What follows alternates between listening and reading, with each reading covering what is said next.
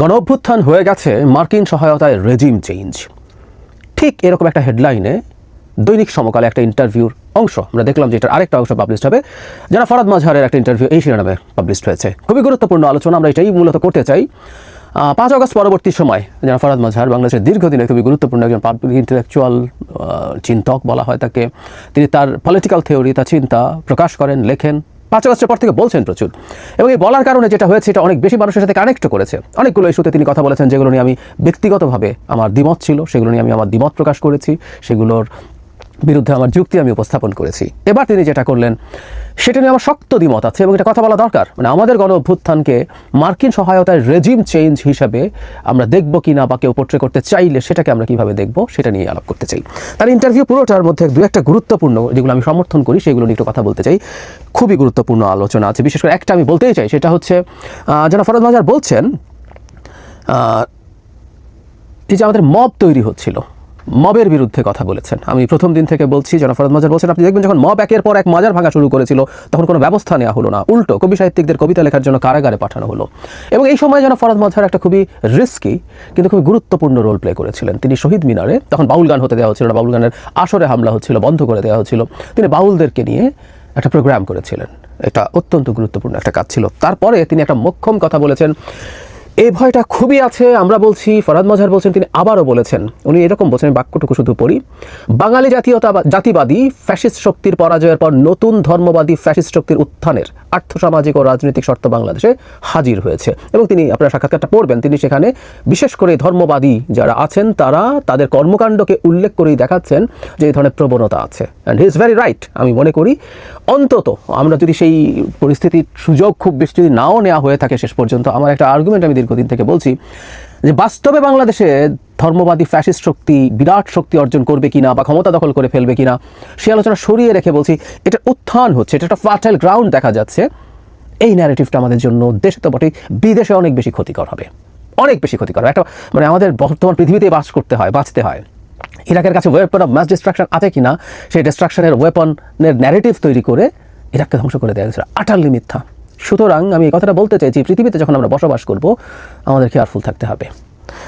এবার মূল জায়গাটায় আসি, তিনি কি বলছেন। উনি মূলত মার্কিন ইন্টেলেকচুয়াল জেফ্রি স্যাক্সকে নিয়ে কথাটা বলেছেন। আমি একটু পড়ি ওনার হুবহু নীতি যা বলেছেন। গণঅভ্যুত্থান হয়ে গিয়েছে মার্কিন যুক্তরাষ্ট্রের সহায়তায় রেজিম চেঞ্জ। মার্কিন অর্থনীতিবিদ ও বিশ্লেষক জেফ্রি স্যাক্স 18 আগস্ট দাবি করলেন, the very strong evidence of the US role in toppling the government of Imran Khan in Pakistan raises the likelihood that something similar may have occurred in Bangladesh.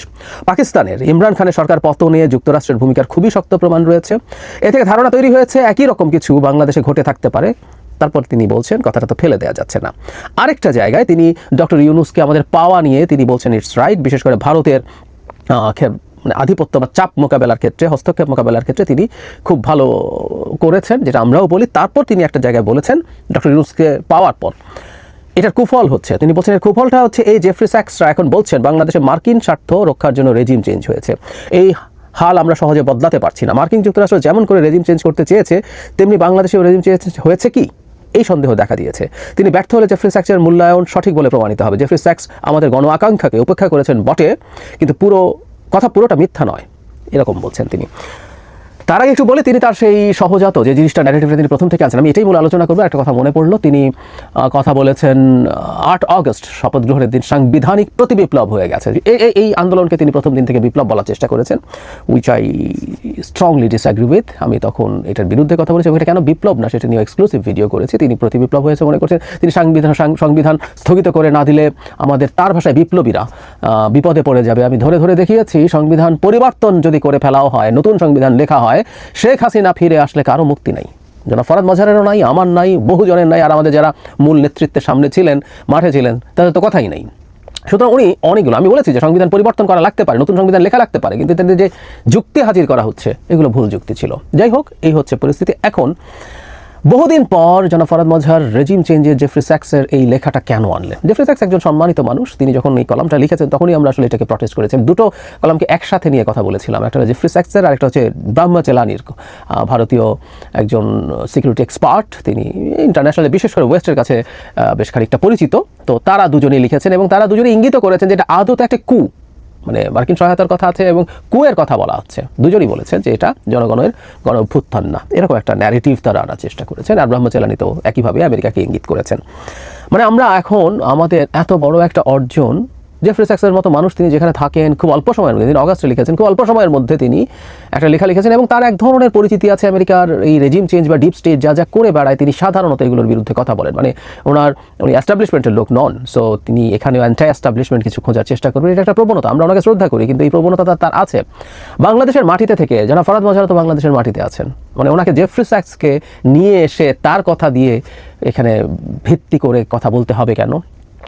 তিনি তো দাবি করেন, তিনি একটা বইয়ের কথা বলেন যে এটা ঠিক এক বছর আগে লেখা হয়েছিল, মানে গণ অভ্যুত্থানের 1 বছর আগে, সেটারই অনেক গাইডলাইন এখানে ছিল। সেসব নিয়ে তর্ক করছি না। তিনি নিজে অত্যন্ত প্রতারণামূলক কতগুলো গ্রুপের সাথে জড়িয়েছিলেন। ইনসাফ বাস্তবায়ন কমিটি, এরা কারা, কিভাবে সরকার এবং একটা বিশেষ এজেন্সি টাকা খেয়ে আমেরিকার সিআইএ এটার সাথে জড়িত আছে, এটা নাম দিয়ে ঢাকার পলিটিক্যাল স্ফিয়ারে বহু কাণ্ড ঘটিয়েছেন। এমনকি মেন স্ট্রিম নিউজ পেপারেও এদের কাণ্ড কীর্তি এসেছিল। তার এক ধরনের ইনভলভমেন্ট তো তাদের সাথে ছিল। যাই হোক, আমরা সেই আলোচনা সরিয়ে রেখে বলছি গণ অভ্যুত্থানটা কীভাবে হলো, কী হলো। তিনি তো মাঠে ছিলেন এবং এখানকার যারা নেতা আছেন এই অভ্যুত্থানে, যারা সামনের সারিতে ছিলেন, অনেকের সাথে তার যোগাযোগ ছিল। তার সাথে তার যে পাঠচক্র আছে, তিনি দীর্ঘদিন থেকে পাঠচক্র পরিচালনা করেছেন। এখানে পাঠচক্র নিয়ে মানুষের কিছু ক্রিটিক থাকতে পারে যে পাঠচক্রে যারা যান তারা এক ধরনের স্টেরিওটাইপ হওয়ার প্রবাবিলিটি থাকে, বাট স্টিল উনি একটা খুব গুরুত্বপূর্ণ কাজ করে গেছেন দীর্ঘদিন। বহু মানুষ তার পাঠচক্রে গেছেন। তিনি তার চিন্তা, তার বিশ্লেষণ বা পৃথিবীর যে একটা অংশের অন্তত জ্ঞানের সাথে পরিচিত করার চেষ্টা করেছেন। তো অনেকেই তো তার পাঠচক্রে গেছে, তো এদের অনেকের সাথে তার খুব সরাসরি যোগাযোগ আছে। এমনিতেও যোগাযোগ না থাকার কারণে আর একজন গুরুত্বপূর্ণ পলিটিক্যাল অবজারভার হিসাবে, পলিটিক্সের অবজারভার হিসেবে তার তো এটা বোঝারই কথা আসলে বাংলাদেশে কি হয়েছে। বাংলাদেশে আমেরিকা, তারও আগে যদি প্রশ্ন করে, আমেরিকা কি বাংলাদেশে রেজিম চেঞ্জ করতে চেয়েছে? খুব সিরিয়াস প্রশ্ন যে এটা আমেরিকার সহায়তা রেজিম চেঞ্জ, এটা কেউ চেয়েছে? আমরা একটু পেছনে যাই। 2022 সাল থেকে যখন র্যাবের পরে স্যাংশন আসলো, আমরা এটা বুঝতে পারছি আমেরিকা বাংলাদেশের সরকারকে তীব্র চাপে ফেলতে চাইছে। তারপর ভিসা পলিসি ঘোষণা করলো যাতে বিরোধীরা তার বিরুদ্ধে একটা মুভ করার মতো একটা পরিস্থিতি তৈরি করতে পারে। তাতে আমাদের মনে হতে পারে আমেরিকা এই রেজিম চেঞ্জ চাইছে।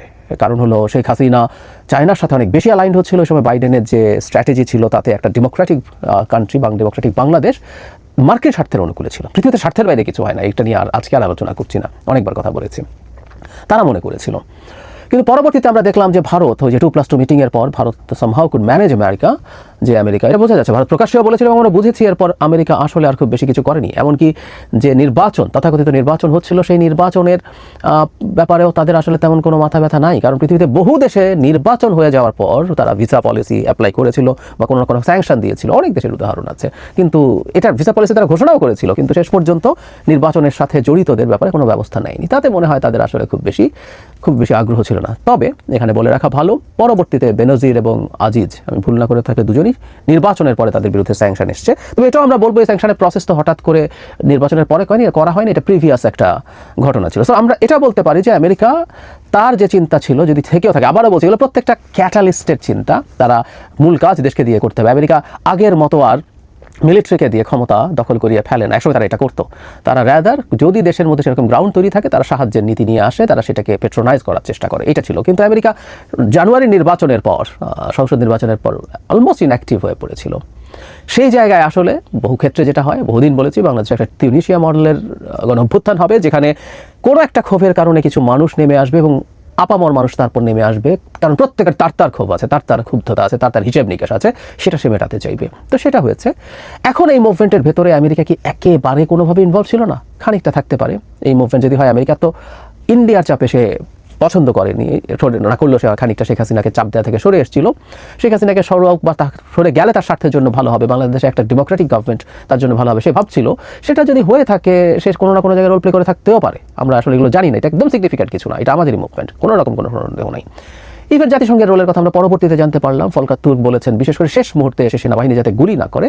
আমরা এটাও মনে করি যে এটা না হলেও আমাদের সেনাবাহিনী শেষ পর্যন্ত গুলি করতো না, কিন্তু তুর্ক যেহেতু নিজে দাবি করছেন, জাতিসংঘের মানবাধিকার হাই কমিশনার, যে সেনাবাহিনীকে এই ব্যাপারে সতর্ক করা হয়েছিল মিশনের ব্যাপারে। তো এইগুলো যদি হয়ে থাকে, এইগুলো পরবর্তীতে কেউ কিছু না কিছু রোল প্লে করেছে। এটাকে মার্কিন সহায়তায় রেজিম চেঞ্জ বলা, স্যাক্সকে ডেকে এনে তার কথাকে খুব গুরুত্বপূর্ণ ধরে নিয়ে আসা, এটা খুবই খারাপ চর্চা হলো। যতটুকু 5% 10% যতটুকু রোলটা যদি এরা সহ জাতিসংঘ সহ প্লেও করে থাকে, ওটা না হলেও আমাদের হতো, খানিকটা বেশি রক্তপাত হয়তো হতো। আমরা আসলে পয়েন্ট অফ নো রিটার্নে চলে গেছি। শত শত মানুষ খুন করে পারা যাচ্ছিল না। আমেরিকার সহায়তা, রেজিম চেঞ্জ, শত শত মানুষ জীবন দেয় না এসে, এগুলো আমাদের বুঝতে পারতে হবে। আমরা পারতাম, হয়তো আরেকটু ক্ষয়ক্ষতি হতে পারতো, সেনাবাহিনী কি একদিন দুদিন গুলি করতো, আমার সন্দেহ আছে, কিন্তু তারপরে যদি করতো পারতো আমাদেরকে ঠেকাতে? No way. সুতরাং এই সামান্য কিছু রোল যদি থেকেও থাকে, সেটাকে এক ধরনের মেইন স্ট্রিম ব্যাপার করার চেষ্টা, এটা খুবই দুঃখজনক এবং নিন্দনীয়। আমি বুঝতে পারি জনাব ফরহাদ মজহারের অসন্তুষ্টি আছে, তিনি যা চেয়েছেন আমি সেটাকে সহি নিয়তে করছেন বলে মনে করতে চাই। তিনি একটা বিপ্লবী সরকার চেয়েছিলেন, তিনি চেয়েছেন সংবিধান বাতিল করা হোক, তিনি ফরমান দিয়ে আনটিল একটা নতুন সংবিধান লেখা হবে, মানে এটা বহু বছর, একটা নতুন সংবিধান লেখা 2, 4, 5, 7, 10 বছর হতে পারে, প্রচুর দেশে এই উদাহরণ আছে। অথবা ওই সংবিধান লেখা পর্যন্ত আমাদের পুরনো সংবিধানকে রেখে এরকম মানে একটা বিপ্লবী সরকার থাকবে, নানান কিছু হতে পারে, সেই ধরনের একটা স্বপ্ন। কারো খোয়াব ছিল এটা দিয়ে সব পাওয়ার গ্র্যাব করা, নিজের হাতে কবজায় রেখে দেওয়া। আমরা ধরে নিলাম তৎকালের খাতিরে যে তিনি অন্তত সেভাবে চাননি, তিনি দেশের ভালোই চেয়েছেন, কিন্তু সেটা হয়ে ওঠেনি। এখন তার এই অসন্তুষ্টিটাকে তিনি যদি আসলে এভাবে পোর্ট্রে করেন, এটা আমাদের গণ অভ্যুত্থানের মহিমাকে খুবই খাটো করা হয়, তুচ্ছ করা হয়। এবং তার মতো একজন সিগনিফিক্যান্ট মানুষ যখন এই ধরনের আলাপ করেন, তখন না এটার কিছুটা ট্র্যাকশন কোথাও না কোথাও তৈরি হবে। বিশেষ করে আমি যেটা বলতে চাই, ভারতের হাতে তিনি অস্ত্র তুলে দিতে পারেন, দিয়েছেনও হয়তো, কারণ ভারত এগুলো ব্যবহার করবে। ভারত এই আলাপটা দীর্ঘদিন থেকে করছে। ব্রাহ্মা জেলানি তো আসলে তাদেরই লোক, বিজেপির লোকই, তারা এটাকে আমেরিকা সাহায্য, সেনাবাহিনীর অভ্যুত্থান ইত্যাদি বলার চেষ্টা করেছেন। এটাতে লাভ হবে আসলে তাদের এবং জাতির এই অত্যন্ত ডিসাইসিভ টাইমে তার মতো খুবই সিগনিফিক্যান্ট একজন পাবলিক ইন্টেলেকচুয়ালের দিক থেকে এই ধরনের মন্তব্য আমাদের কাছে খুবই দুঃখজনক, এটুকু বলে রাখা জরুরি।